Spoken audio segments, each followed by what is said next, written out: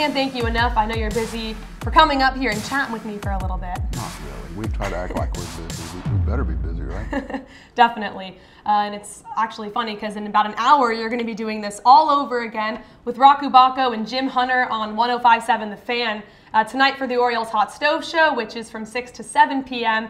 inside the Orioles Grill at the Sheraton Inner Harbor Hotel. So you're probably going to get these topics in just a little bit. So when you got to worry is when they quit asking. Yeah. Or it's kind of like I tell the players about autographs. You know, when you got to worry is when they quit asking you. That's a good point. Okay, bring it on. Let's get started. So you got a good look at Rule 5 pick Nestor Cortes Jr. at mini camp. I just want to know, what you see from him?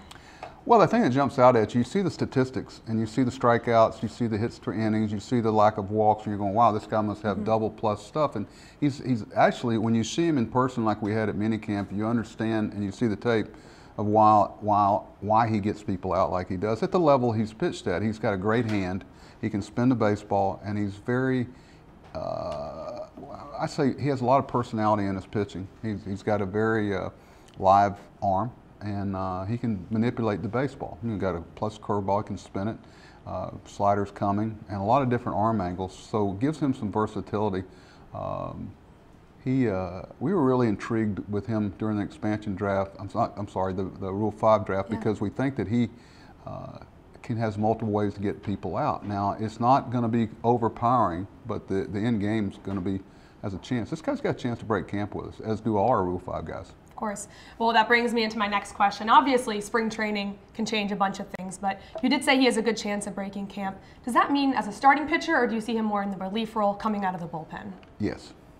You know, We'll take either? Yeah, at this point, we're obviously starting pitching is a premium, and we'll go down that road to start with, not just him, but some other guys like Miguel Castro, and we currently have 34 pitchers in camp, more guys than we've ever had in camp since the time I've been here, and you know, it's up to us to create the innings and the B games and the inter-squad games to get the look and make the proper calls on these guys. So, you know, we like Nestor, but he's certainly there. He's competing with a lot of good quality arms that we like and look forward to seeing.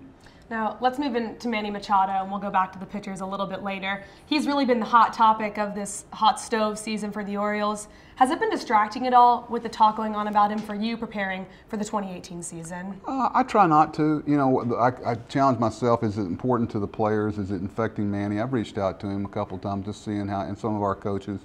But he's a strong guy mentally, and it's like I told him, you know, when you got to worry is when people quit asking about you.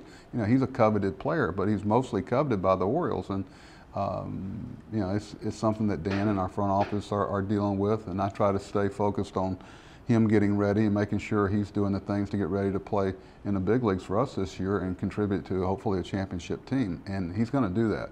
So I think he's been down the road enough with different things, a lot of things that he's been involved with that I think he handles it very maturely and realizes at the end of the day he's going to be okay. He's going to end up in a good spot, and we hope it's Baltimore. And do you envision Manny Machado playing third base or shortstop for the Orioles in the 2018 season? Yes, I do. At some point he's going to play both of them. But, you know, it's great to be able to say this about a player, whether it be him or Tim, that they can play either one. Instead of it being a problem, I look at it as a real asset for us. And I know in my gut, Sarah, how I think it's going to shake out, and I've had conversations with them. And but I don't want this to be an issue when we get to camp. So you'll see this kind of resolved before we get to Sarasota, because there's enough challenges down there without having that beaten around. So I think by FanFest we'll have a good idea. Okay, we'll let you keep that to yourself until it kind of shakes through. Listen, the free agent market and the market in general has just been really slow. What's your take on that? I mean, when was the last time you've seen it kind of like this? Well, last year and the year before and the year before. It's slow in that not everybody's signing a week after they're eligible to sign, and people have to shake out a lot of things. There's so many variables to it, you know, and everybody's playing it differently, and everybody's in a different situation. The problem with that, sometimes you wait so late to get involved that the people that are available that you like don't fit your club. All of a sudden, you know, they're a shortstop and you don't really need it, or it's a DH and you don't really need it. So sometimes the deals are there, but they don't fit your club. So there's a lot of cat and mouse being played, and you know, I'm more focused on the people we currently have coming to camp you know, a lot of the young players that, you know, trying to look at DJ Stewart and Mountcastle and Mullins, and a lot of our young players are going to be coming to camp, Cisco and Austin Wins. And I don't spend a lot of time coveting other people's players. Okay. Now, we obviously talk about Manny Machado, but the other big talk about the Orioles this offseason is starting pitching, and this kind of goes in hand with the slow market.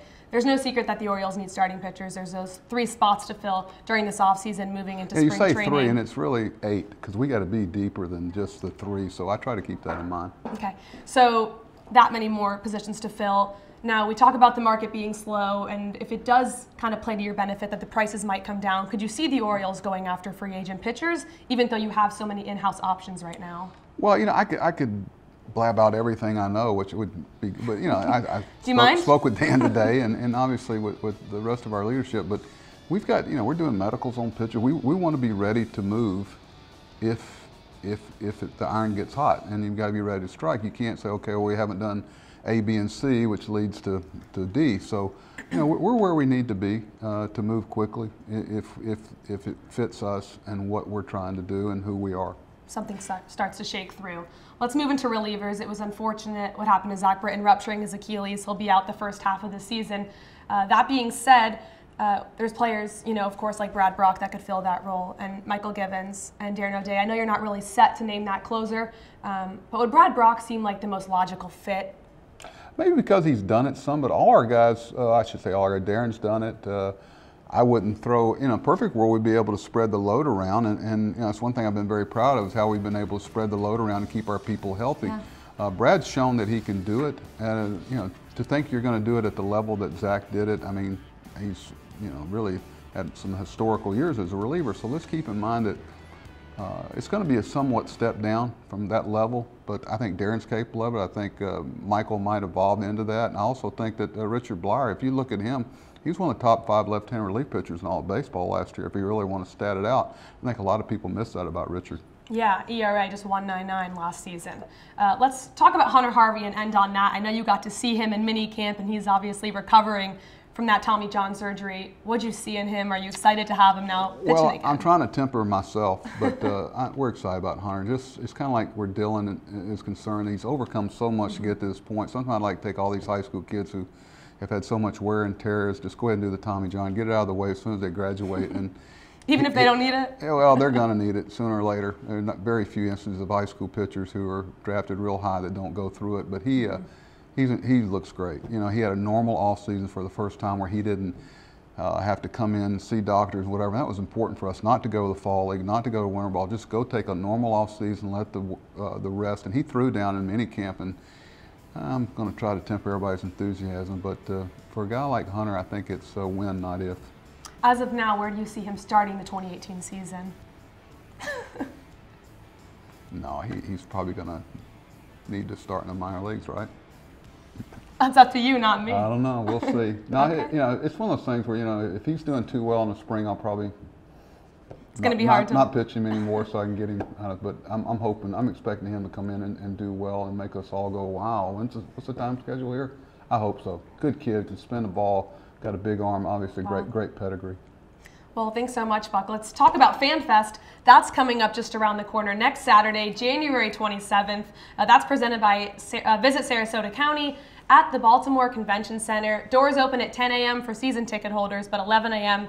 for everyone else, and that's open until 6 p.m. So you don't want to miss it. Join the Orioles and us here at MASN for a day-long baseball celebration. Favorite players, kids press conferences, Q&A sessions, games, memorabilia, and so much more. Toughest questions of the year in that kids press conference. Ooh, really? Boy, yeah. They get you? And they're from the heart, too, and you better have a good answer because they're not. It's tough, but it's a great time. I think everybody enjoys it. It's a lot like spring training. Everybody's upbeat about the good what ifs, and it's a time for all of us, the Oriole fans, to kind of come together and celebrate what we're getting ready to do. Well, I know you're looking forward to it. I'm looking forward to it, so you don't want to miss that next Saturday, January 27th, Baltimore Convention Center. Buck, I can't thank you enough for coming up here. It was Thanks wonderful. For having me. This is nice. You got good weather here. Doesn't snow. I know. It's not like Texas, huh? All right, guys. Thanks so much. I'm Sarah Perlman. Buck Showalter. This was MASN All Access, and we'll see you next time.